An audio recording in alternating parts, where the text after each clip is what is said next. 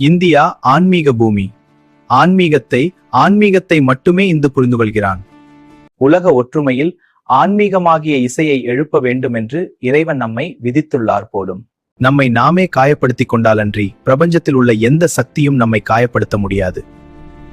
உறுதியோடு எழுந்து நிற்க வேண்டும். செயல்திறனும் வலிமையும் மிக்கவர்களாக வேண்டும். ஆன்மீகத்தை வெளியே கொண்டு வாருங்கள். எல்லோருக்கும் கொடுங்கள். உலகம் முழுவதற்கும் கூறுங்கள். நாம் எல்லோரும் வீரர்களாக, உறுதி வாய்ந்த உள்ளம் படைத்தவர்களாக வேண்டும்.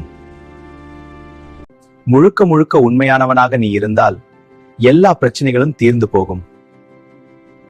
ஓர் உயரிய லட்சியத்திற்கு அர்ப்பணிப்பதில் மட்டுமே வாழ்க்கை மதிப்பு பெறுகிறது. ஆன்மீகத்தை பரப்புவதுதான் இந்தியாவில் செய்யப்பட வேண்டிய மகத்தான காரியம். பலமே நன்மை, பலவீனம்தான் பாவம். எல்லா ஆற்றலும் உங்களுக்குள் உள்ளது.